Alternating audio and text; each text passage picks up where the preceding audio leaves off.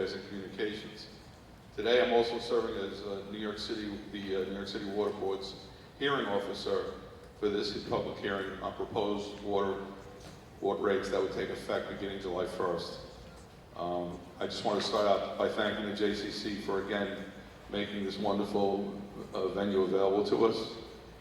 You should know this meeting is being recorded, and an audio recording and transcripts of the meeting will be made available on the board's website at nyc.gov/nycwaterboard. We've also placed several documents in the official record, including a notice appointing me as the hearing officer, verified copies of the public notices placed in the newspapers, a draft of the rate schedule, listing the rates and billing policies for the coming year, a public information booklet describing the proposed rates, and copies of the written testimony received by the board so far. The draft rate schedule and the public information booklet are also available on the board's website, as is a copy of the presentation you'll be hearing tonight. The program includes two sections. First, senior representatives from DEP will present the proposed water rates for the fiscal year beginning July 1st, 2024. Then, members of the public will have an opportunity to make a statement.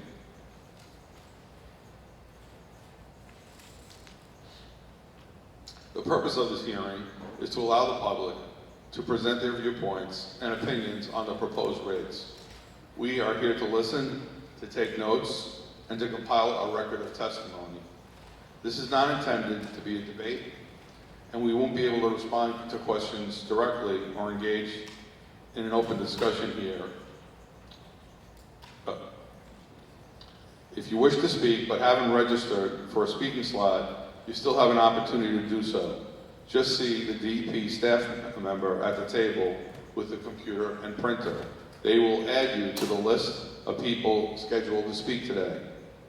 If you would like to provide testimony today, but prefer not to speak at the microphone, you can provide us with a written testimony either today or any time up until June 7th.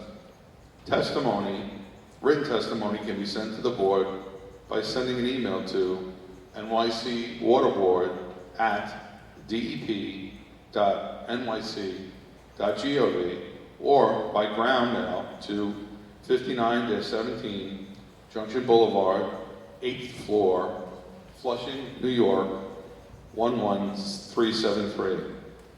We have several members of the water board with us today, including Acting Chairman Daniel Zarilli,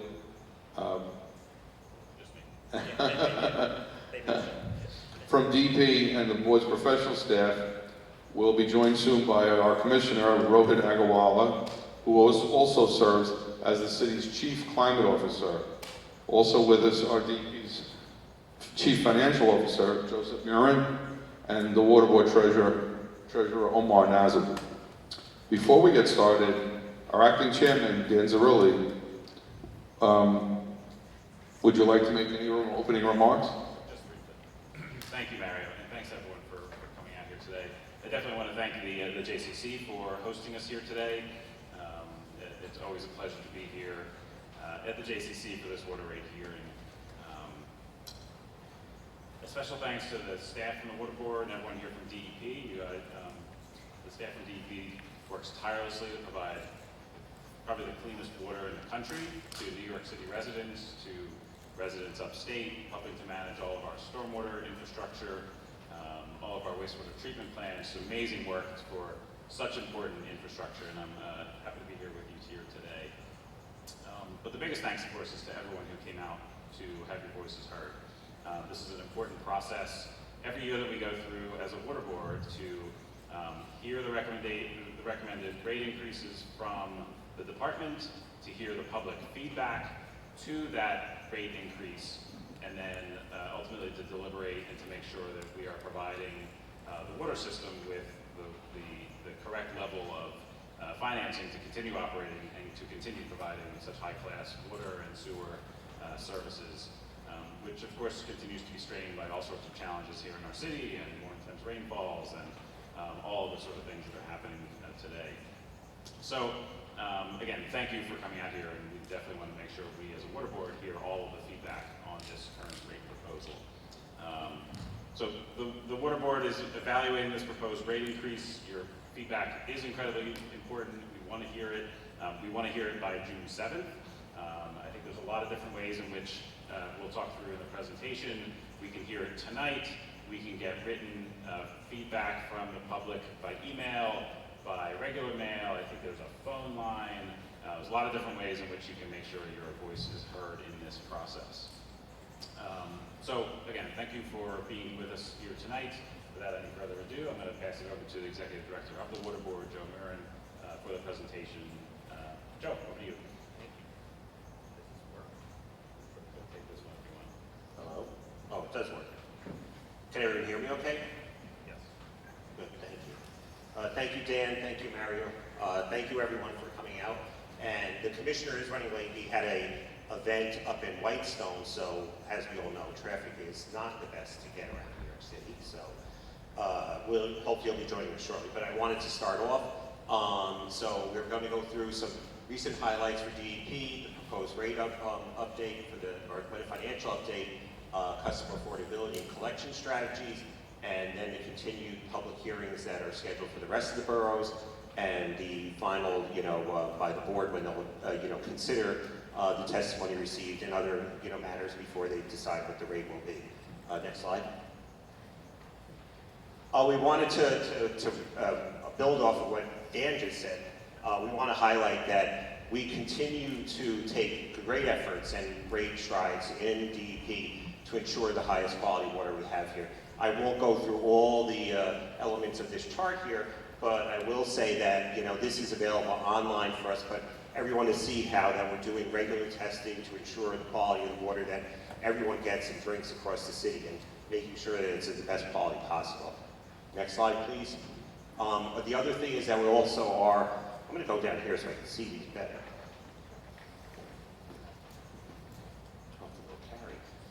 And we are continuing to make significant investments in infrastructure improvements throughout the city. The agency is currently on track to have its lowest year on record in terms of water main breaks. This is something we've been working very hard on and very proud of within our Bureau of Water and Sewer Operations to ensure that there's minimal to little disruption to those residents and businesses that depend on water main service as well as our sewer service. As you can see, down from 2003 to 2023 and now to 2024, we've gone down from about 600 to 400 estimated for the year. So about almost a 1/3 reduction for there. Next slide, please. What we wanted to also highlight is the continued investment that the water rate pays for, which is the capital improvements to the system. Right now, DEP does have a $29 billion capital program for the coming 10 years. You can see the breakdown here between sewer, water pollution control, $9 billion each about, water distribution, which means, the collection and, the reservoir system, and then water transmission, and then, which is all the in-city water mains, and then equipment, which supports all of those functions.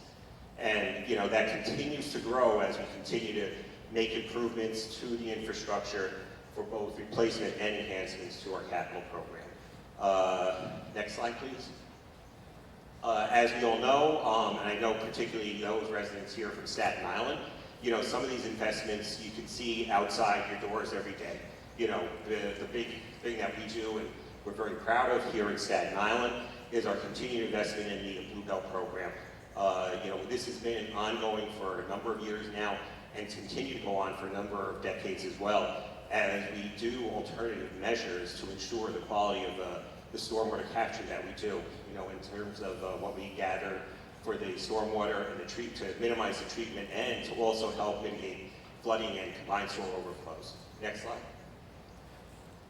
But as we also know, we are facing a lot of issues within the city related to stormwater and resiliency. And this is another big investment we're making. Many people in this room, I'm sure, have seen a lot of our green belts, the bioswales or the rain gardens that you see on the street. Those help to mitigate the amount of rainfall, or I should say mitigate the impact of rainfall to causing flooding by helping to capture and anticipate it much better than it does. This is a very large commitment that we're going to be making over decades. You know, and this is going to be, you know, something that we all have to deal with as we face climate change and the need for resiliency and stormwater controls. Next slide, please. And we also continue to make, you know, significant milestones in our, you know, plans to construct, you know, a $1.9 billion tunnel from the Kensico reservoir. This is a vital component of our, you know, redundancy efforts to ensure that we have sufficient and water delivery, as well as the backup for any possibility that there could be catastrophic failure to the system. This is going to ensure that the east of Hudson side is going to be able to go through the UV plant, and then you can start right here, yeah, for the Kensico Reservoir, the east of Hudson side, and getting that delivery down into the city to the Croton filtration plant. Next slide. And of course, you know, the other thing that we're working on is around that West Branch tunnel. This is a bypass tunnel. We've had a, you know, significant leak in the tunnel that goes from the Delaware aqueduct and to, you know, east of the Hudson. We've been working a number of years on this to get that fixed. We're near the completion phase of that. You know, we've spent over, I guess it's almost $2 million on this. So that is scheduled to be shut down temporarily during the fall of this year. And we will be able to rely on other sources of water while we get that connection completed, and then be able to ensure that that's not going to be a critical point of failure in the system going forward. Next slide. And we are continuing to also do improvements here in the city, most significantly Hillview Reservoir. We're making a significant investment coming up both in the chemical additions building. So this is scheduled for 2024.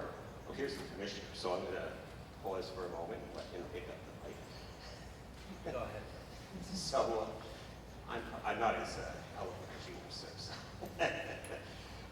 So this is pursuant to a federal agreement where we need to make sure that the Hillview is the water quality is ensured. It's one of the few uncovered sources of water that is in the country at this time.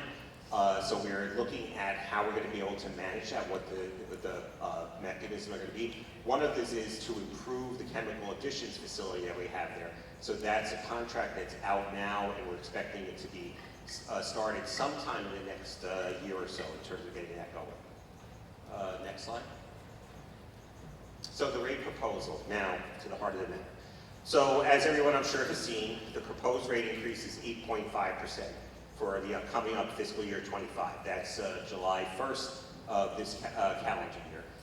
This will ensure that the systems continue to produce revenues necessary to support strong bond ratings, and especially important consideration in light of interest rate volatility the last several years. Aligning rates with consumer utility inflation. You know, we've all been dealing with the impacts of inflation, as we have to as well. It's also is comparable to what there's been similar rate increases of like nature across the Northeast and Mid-Atlantic region as well. And it's also comparable to what we've seen in regulatory increases for other utilities as well. That would be your gas, electric, and such. I will note that, you know, if you go back for the last 10 years, you know, the rate increases have, you know, been moderate, and they've, you know, tracked inflation. But that's not to say this is not the first time we've had to take significant rate increases. As you can see, you go back a number of years when we were facing a lot of, you know, pressures on the system. We did have double-digit rate increases. So proposal for this year, 8.5%. Next slide. What I wanted to focus on this slide is one of the reasons behind what we're dealing with is the continued growth in accounts receivables that the agency is dealing with. We did go through a program last year, the amnesty program, where we collected $105 million from past due delinquent customers, and we gave them a forgiveness on $22 million in, you know, past interest payments. That helped a great deal in helping us keep rates low coming into this year. We've also been pursuing water shut-off notices. At this point, we've done over 600 properties and collected nearly $3 million in cash revenue on that. We're also partnering in our Bureau of Customer Service with outside counsel to assist with collecting past due balances from accounts with large amounts owed, including multifamily properties. However, as noted by the chart, we do have a very large accounts receivable balance, over $1 billion. And as a result of that, we're on track to, we've got $3.71 billion in collections so far this year, 2% more than 23, but it's still 1% below our projections from this last year. So we're keeping a very close eye on this because it's really impacting our ability to be able to make sure that we can deliver the services necessary for the system. Next slide. I would like to also now talk about the rental payment. With recent city tax lien sales did not include water and sewer receivables.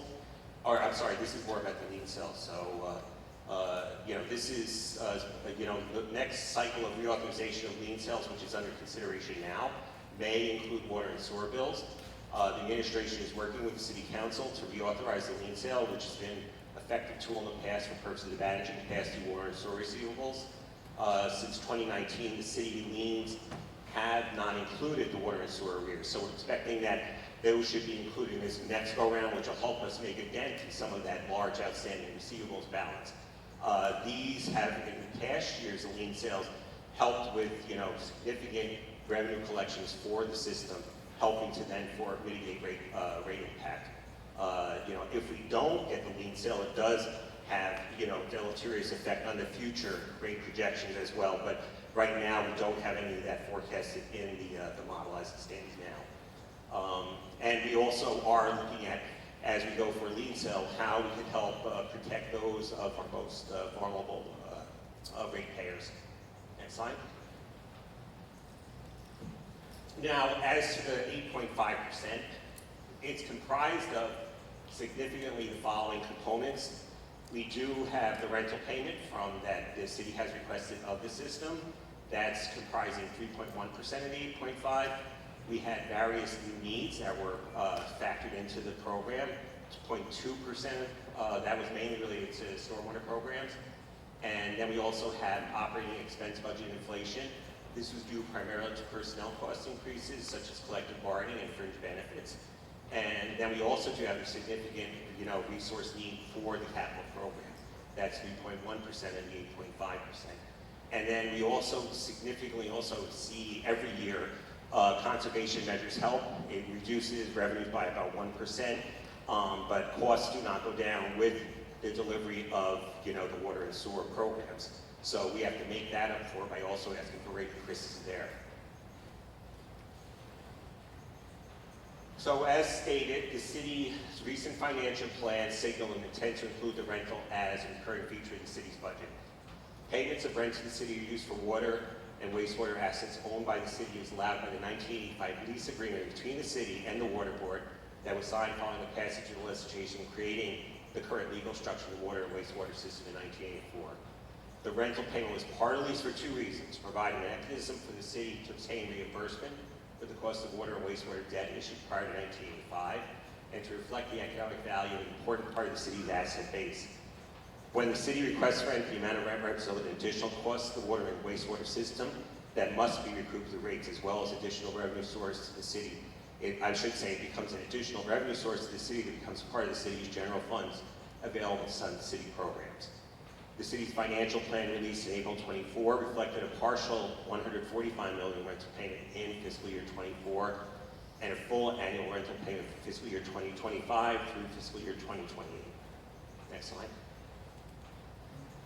And here's a trajectory showing the rental payment over time. It has been a consistent component of the water and wastewater system going back to the inception of the program back in 1986. We were given temporary relief during the noughts, the SOCHAR, I should say, 2015 or 16 through 18, and then 22 and 23. The rental payment is one mechanism available to the city to obtain funding for city expenses and municipal programs, including expense categories such as police, fire, sanitation, that directly benefit and protect the water and wastewater system. Since municipal assets are usually tax-exempt, municipalities wishing to generate revenues from municipally owned assets often look to charge fees for use of their assets or to otherwise develop payment structures resembling property taxes, such as the rental payment as an alternative. Since the lease agreement was first signed, the city has requested rental payments to the water board in most years. So this is not something new. And here you could see the impact of, or I should say, how our rates, even going forward, are still comparatively relatively well compared to other, large cities. This is a 30-city average that we use, and based on 70,000 gallons per year. In 2024, the year we're in now, we, as New York City, we're at 1,088 for, an individual home. The 30 large city average is 1,372, so we're 20.7%. We expect in 2025 that we should be somewhat in the same range going forward. Next slide. And here you see the impact of the rate increase. So the single-family home will go up from 1,088 per year to 1,181. That's an increase of $93, or $7.71 a month approximately. Average multifamily meter charge will go up from $808 to $877. Multifamily conservation program will go from $1184 to $1285, and the minimum charge will still be held the same, helping those that are most vulnerable, usually seniors or low users of water. And this slide lays out the component pieces of the needs that drive how we come up with the rate. So we have to collect in fiscal year 2025 $4.4 billion. And that funding will go to pay for the operations and maintenance of the program, which is just under $2 billion, $1,956,000. The debt service of the capital program, $1.7 billion. We also do cash finance capital as well, which is $325 million. The Water Board and the Water Authority have their various administrative costs that are $124, not going up significantly. The operations and maintenance expense, this is the reconciliation item, just $14 million. And then rental payment, which is a new add to this, $289 million. And the 145 is new for fiscal year 24 as well. Can I ask a question about the rental payments? You can at the conclusion of the presentation. No, well, Mr. Malone, please, go ahead if you have a question. Okay. This is a little different from the PowerPoint presentation that the board got at the meeting. What happened to the little explanation about $434 million paid incrementally in cash? Do you remember that being on the PowerPoint presentation to the board? Go to that second folder there. I think I have the board presentation here.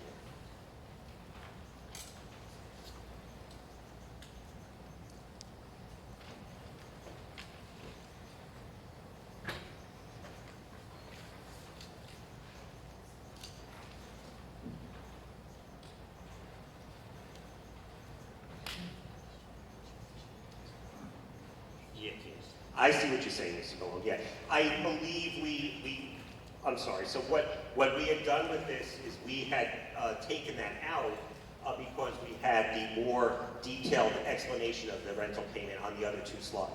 So we expanded the explanation there. Well, But it still holds in terms of what we're saying. When is the 4.3? The $434 million? Incrementally in cash being paid. This year, 2025?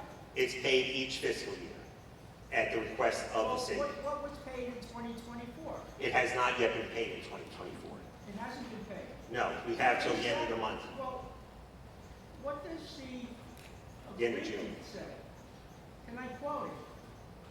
No later than 5 business days after publication of the city's executive budget for the ensuing fiscal year, the city acting by its director of management and budget, or such other persons as the city shall designate, shall certify the following amounts to the board.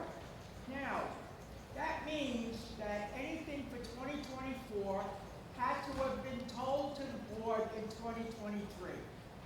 That's what it says here. No, I would dispute that because as you read it from the executive budget was just released in April.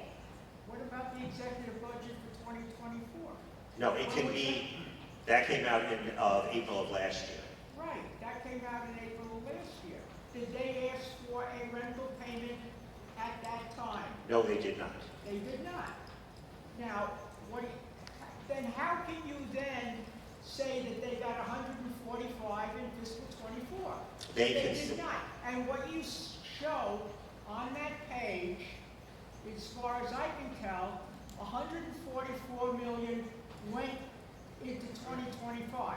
So the mayor got $1 million in 2024, and the rest of it's being paid in 2025, which is not conform to the agreement. I will disagree in the sense that there may be some technicalities in terms of when they have to, or when they're supposed to ask for it, but in the reality is, we're still in fiscal year '24. Okay. So the city, AKA the budget director, and the Office of Management Budget have the right to request of the system the rental payment anytime. They could even request it into fiscal year '25, is my understanding. So once we have requested, It doesn't say that here in the agreement. once they have made the request, we are obligated to pay the funds to them. But did they make a request in 2023? No, they did not. It's a violation of the agreement then. Well, I would disagree, but we'll continue on with the presentation. Go ahead. Next slide.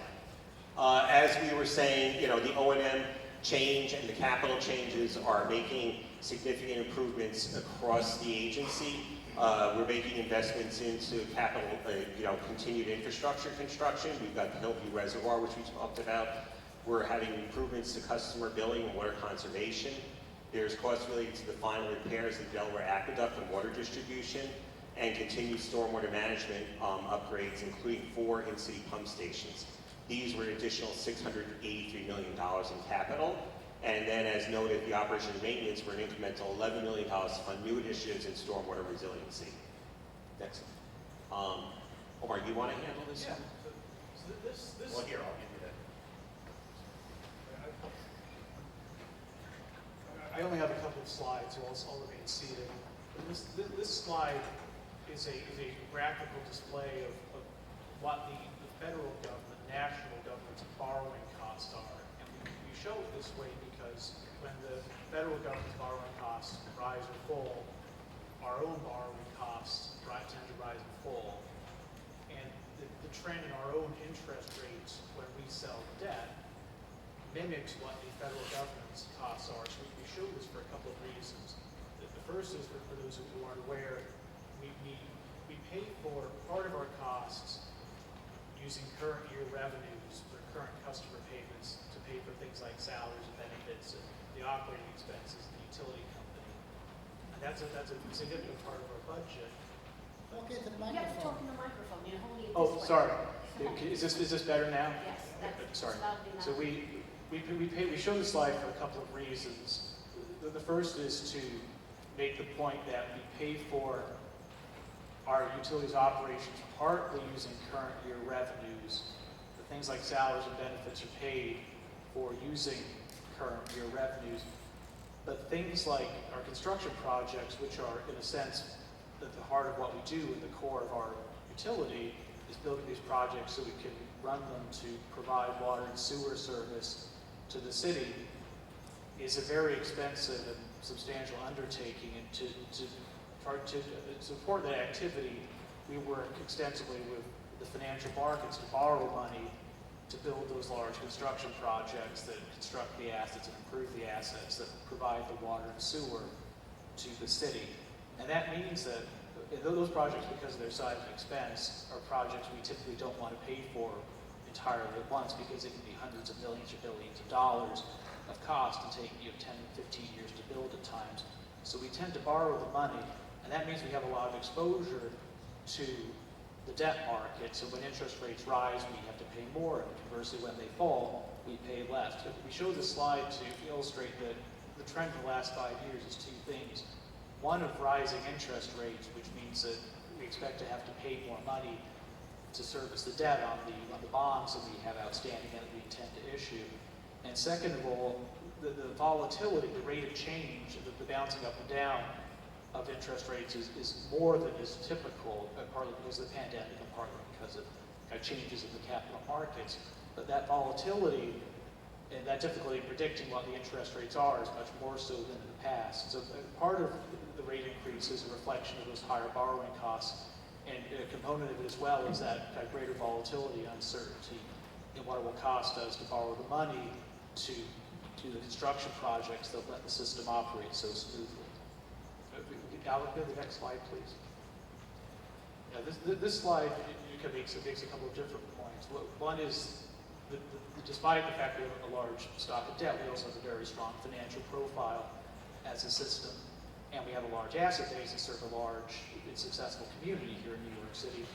As a result of that, we have very good credit ratings, and that lets us access those debt markets at a very favorable cost of borrowing. And that ability to do so is underwritten by the strength of management of the utility as well as the financial profile of the utility. These ratings at the very top are something we are proud of, and we want to make sure we sustain these because this is what allows us to borrow that money on such favorable terms. So, Albert, can we click through to slide 26, please? Now, this slide kind of describes it in summary format a big change in terms of how we have been running the utility really since 2016. If you go back before 2016, we did not have an extensive customer assistance portfolio. I think our philosophy was we run the utility very well, we keep the rates low, we try to keep the rate increases to a minimum, and that was, in a sense, of philosophy, how we delivered affordability. Now, the industry has kind of developed in a way where sort of explicit customer affordability programs and customer assistance has become an expected part of how utility companies operate. And starting in 2015 and really accelerating the last 2 years under Commissioner Agarwal and the current administration, we've added a lot to this portfolio. We're doing more in the way of customer assistance, both in terms of self-funded programs that we pay for and manage ourselves, as well as in partnership with state agencies and federal agencies. And we've distributed in the last year tens of millions of dollars. If you went last year, we had a more than $100 million customer amnesty program, which delivered affordability relief to, across the board, all segments of our customer base. Customers who are struggling with affordability, struggling with outstanding bills, and we developed a portfolio of programs, both in-house programs, have one-time programs, recurring programs, that have state and federal partnership programs that helped us get assistance to those customers to keep their water bills at an affordable level and let them maintain a financial profile, maintain residents of their houses, and we view that as a significant success. Now, Albert, next slide. If you go to slide 27, this is a narrower focus on that. This is kind of our core package of recurring affordability programs that the board self-funds and that we offer on a recurring basis year after year. The one most relevant to Staten Island is the Home Water Assistance Program. This is a program that provides $145 bill credit to single-family, or actually tax class 1 properties that are owner-occupied, and it kind of fit within a sort of standard middle income threshold. And it's a program that people don't even have to apply for. It's a program we partner with the Finance Department, with the Human Resources Department, to get customer lists of pre-qualified people to be enrolled. People feel they should be in it, if they're not, they're always welcome to call us and we can double check that, and we can do that. The other program, this is an advertising pitch here. The other program I would emphasize here is the Leak Forgiveness Program. This is a program that is perennially undersubscribed. It's a program that's perennially undersubscribed, and it's a very useful program. If you experience unusual water usage due to a leak or other irregular use, you get a high bill, you're not sure what it was necessarily, but you see that high bill and you take steps to correct it, you conduct a leak inspection, you inspect the property, you have DEP potentially conduct the leak inspection, and that bill, the next bill you see shows water usage at a regular level. We can provide you, subject to a couple of conditions, we can provide you with a rebate for half the cost of that excess water consumption. And that's a tremendously valuable program. It's a program that we designed to incentivize people to pay attention to their water use. If they see something, to take steps to correct it. And we provide what could be a significant financial incentive to people who monitor that water consumption, take those corrective steps. Commissioner Hedge, yes. Oh, all right. Well, good evening, everybody, and I apologize for arriving a few minutes late, but Joe did the presentation full justice. The final point here is that, this is perhaps less relevant to many Staten Island residents, but DEP has for a very long time been running a program called the Multifamily Conservation Program, which was intended to provide billing certainty to multifamily affordable properties that achieve certain water conservation standards. We've been taking a close look at this program over the last year, and we've concluded that there's an opportunity to redesign it to better align this program with our affordability and conservation goals. We are recommending to the board that we pause the surcharge for MCP customers that are out of compliance for the rest of this fiscal year, this coming fiscal year. However, it is our intention within a couple of months to come to the water board with a proposal to reinvent the multifamily conservation program because we see an opportunity to have it achieve those conservation and affordability goals much better. And I just want to say I want to thank Joe for standing in for me. Appreciate it, and turn it back over to Mario or to Dan. Sorry. Thank you. Great, and let me also just recognize my fellow board member, Joe who has just joined us, joining. I think I have the honor of walking through a bit of the process. You have the slide up here. So what you see up here is the schedule from here, basically through the end of the fiscal year. The Water Board has seen this proposal in its last public meeting that happened on May 3rd. This is the first of our public hearings that we are hosting across the city for this rate increase. So tonight we're here in my home borough of Staten Island, so thank you for everyone for coming out here to Staten Island for this. But tomorrow we'll be in Manhattan. My fellow board members will also be in Queens, the Bronx, and Brooklyn between now and next Tuesday, June 4th, at which point June 7th is then the deadline for all of the public comments to come in, and the board will be reviewing all of the comments that do come in all the different formats, in person, email, mail, phone, whatever way in which you do send them in. We'll be reviewing them before our before our next public meeting on June 13th, at which point we expect to vote on the rate proposal. So that's a bit of a process. And then I think the next slide is just a little bit of a recap, of course. So you've seen now this full proposal from the department, a 8.5% rate increase. You've seen all the components and all the work that goes into that. There's a lot of different ways in which you can have your voices heard and to provide feedback on this proposal. Tonight we'll be hearing from you directly, and of course all the other ways in which I mentioned before, email, phone, and mail are available to you if you would like to submit your comments that way as well. So maybe just final thoughts here. I mean, our role as Water Board, of course, is to make sure the system has the resources it needs in order to continue operating at the high level that it has been doing for many years, providing great high-quality water and sewer services for New Yorkers. That is top of mind for us to make sure it has the resources it needs. But with that, I think I'm going to turn this back to Mario, and we're going to begin the public testimony component of this meeting. So thank you. Thank you, Chairman Zorelli, and thank you, Commissioner. We're going to start with a list of pre-registered speakers. Again, if you came in late in the meeting, we just ask, and you're intending to speak, we just ask that you sign up, register, so we know who is speaking. First, we're going to have Mr. Edward Malone speak.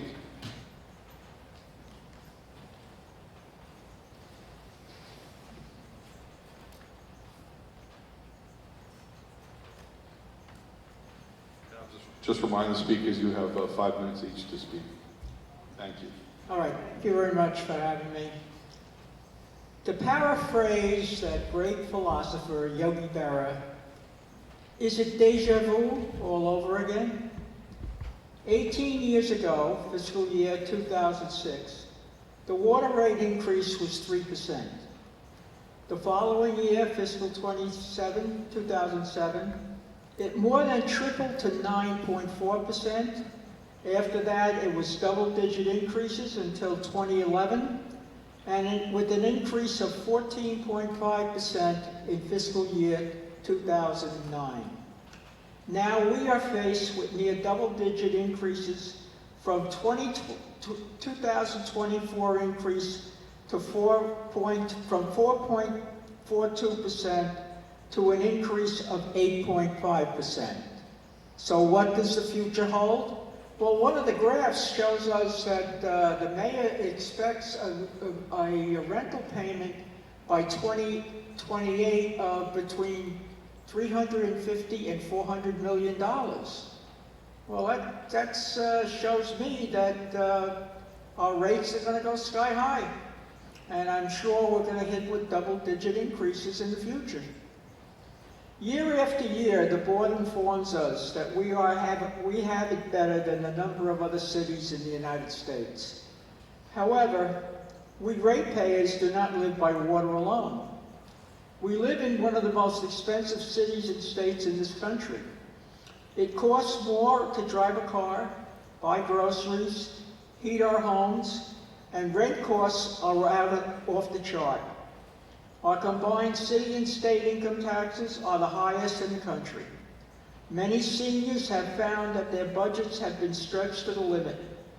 In addition, shortly, many New Yorkers will find getting to work even harder. Why? Congestive pricing, another expense in the budget. What's happened to all the new money collected from those taxpayers who have been in arrears? Instead of letting the mayor get his greedy hands on it, use it to upgrade your security system.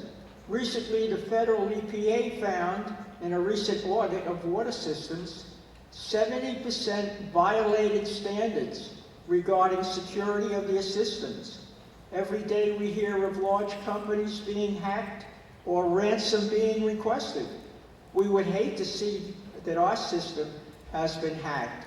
I have never seen anything in your minutes about cybersecurity, any discussion at all by board members about cybersecurity, which I think is very important and should be discussed.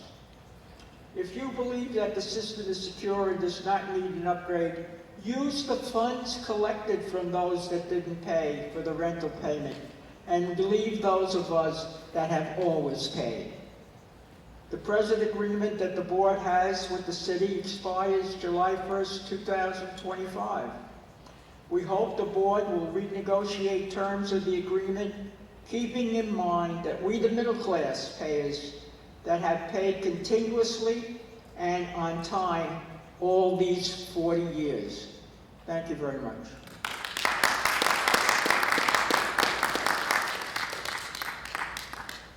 Thank you, Mr. Malone.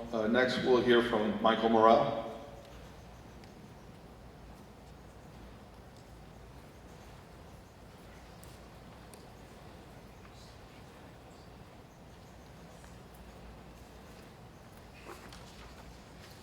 Good evening, members of the Water Board and DEP personnel. My name is Michael Morrell, and I'm a resident of the westerly section of Staten Island.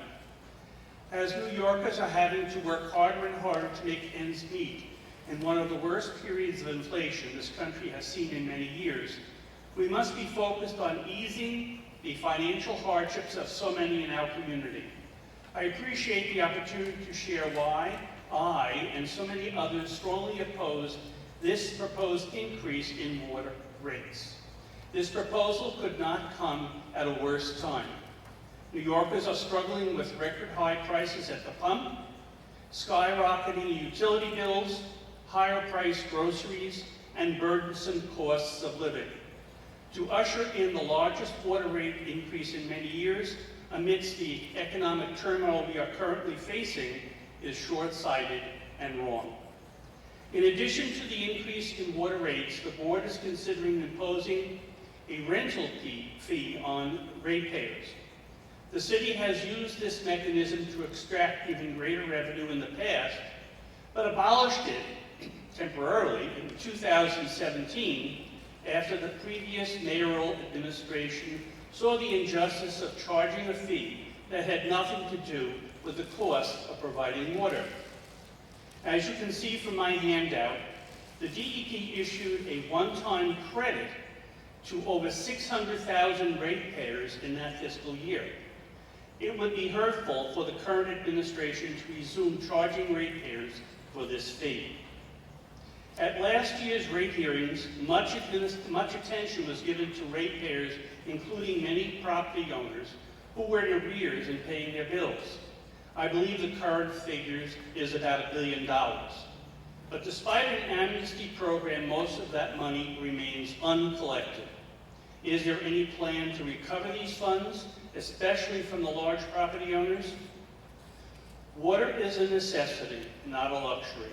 It is a basic element needed for survival. Our city's leadership, in good conscience, cannot and should not raise the cost of this life necessity. At a time when our mayor and city council are considering record-level spending in a budget of over $100 billion, some consideration should be given to the relief for homeowners. Thank you.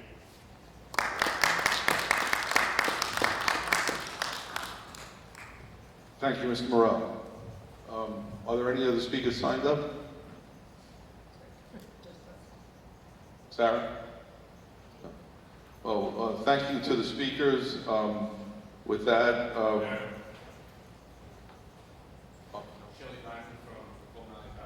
of course. Hi, Sherry, how are you? Hi, I'm good, thank you. This is Sherry Diamond from Congresswoman Nicole Maliotakis' office. Hi, thank you for allowing me to speak on behalf of the Congressman. Excuse me. Water is a life necessity, and my constituents cannot afford an 8.9% hike in their water bills, the largest in 14 years, especially on top of skyrocketing inflation. New York City, the biggest driver of this hike, can cut unnecessary wasteful spending and find their rental payment money elsewhere, instead of taking the money from homeowners and renters.